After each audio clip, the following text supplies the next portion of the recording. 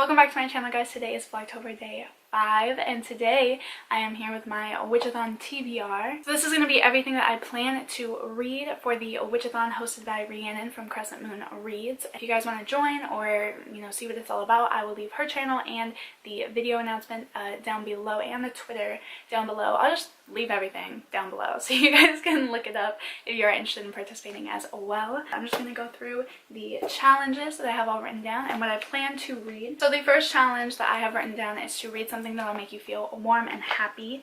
I have two options for this. I am thinking either of word associating here and reading Pretty Happy by Kate Hudson. I know this definitely isn't a spooky or creepy witchy book. I thought that this might be good. I'm definitely I've been trying to this month focus a lot on my health and trying to be happier and healthier, and so reading this book, I don't know if necessarily reading it would make me feel happier, but if I apply some of the practices it might be good for me. I've been trying to really work on my mental health and my physical health and everything, so I'm gonna count it. It doesn't matter.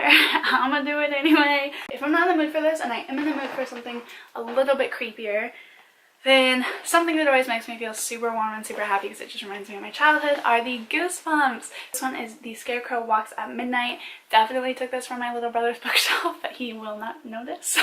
By R.L. Stein. These obviously spooky, creepy, fun, warm, happy, super quick read. But yeah, so kind of depending on where I'm at by the end of the month, if I'm still kind of on a health kick and I'm really trying to feel better, I might do that one. If I'm feeling more kids spooky fun, then I might do this one. I might just read this book anyways and count it as the spooky horror book or whatever, but we will see with that one.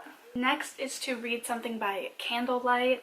I actually read by candlelight almost every night that I read, so this isn't going to be anything particularly challenging or new for me. I'm just gonna do what I normally do. Something spooky, horror, or thriller.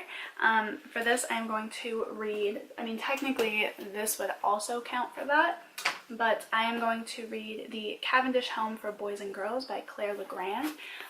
This I've owned for 3 years now and I haven't picked it up.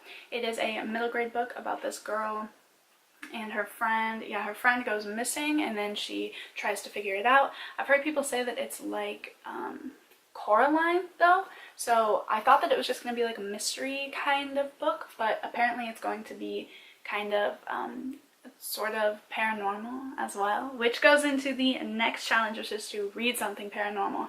This I'm thinking would also count for that, but I'm not 100% sure. So ultimately, Pretty Happy could be the happy book, this could be the spooky thriller book or something, and then this could technically, I think, be paranormal.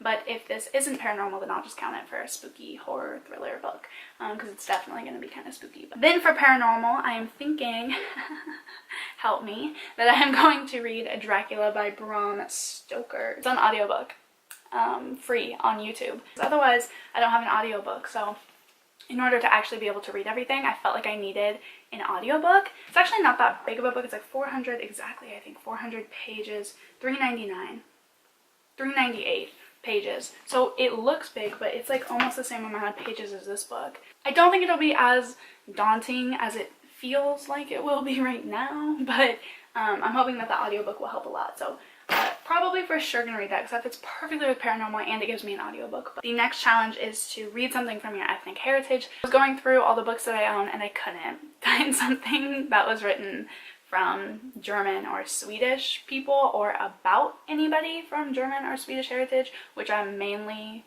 those two. Luckily enough though, through NetGalley, I was actually just sent a book, How to Fracture a Fairy Tale by Jane Yolen.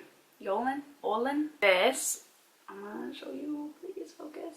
Oh, look how stunning, so gorgeous, so cool, so perfect for fall. Ultimately, that book is her taking classic fairy tales from the Grimm brothers and Hans Christian Andersen and these classic fairy tales and putting a modern twist to it. And I think that's going to be so exciting. It's perfect for fall time and the Witch-A-Thon.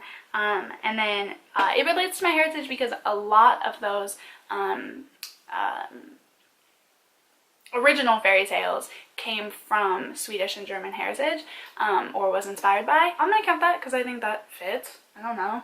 And then next is to buddy read something. I actually don't have anything for this one yet. I haven't like posted anywhere that I'm doing the Witch-A-Thon, and I haven't reached out to anybody yet, so I don't have anything for this one. Then the last challenge is the group book, which is Girl Who Drank the Moon. I do not have a physical copy of this right now, but I am planning on picking it up before this readathon. I've been wanting to read it for a really long time, and so this is the perfect time to pick it up. That would also technically, if you really want to play that game, it would make me feel warm and happy. I could read it by candlelight. It is definitely a little bit spooky. There is a paranormal aspect since it is about witches. I could count it as a buddy read since we're all reading it and we'll talk about it. And it is the group book, so it counts alone for almost every challenge except for my ethnic heritage. So that one alone could complete the challenges, but just for fun, I want to challenge myself to see if I can read a book challenge besides the candlelight challenge. This is everything that I'm maybe planning to get to. I'm not going to hold myself too set in stone with these, but I do think that it will be fun, and it'll be fun to try. So we will see how I do on that. Let me know down in the comments if you guys are participating.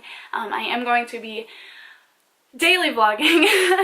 I'm already doing Vlogtober, and so I thought it would just be perfect just to daily vlog during that week, to show you guys what I'm reading and just to daily vlog my fall activities and everything. So I am daily vlogging from the 24th to the 31st, but technically I'm uploading every single day of October, so I can't wait for that. But let me know if you guys are joining in on this. Send me your TBRs, let me know what's up, let me know if you want to buddy read anything, let me know. You can also always message me or talk to me on Twitter or Instagram, which I always leave in the description bar below. I hope that you guys enjoyed this video, and I will see you guys tomorrow.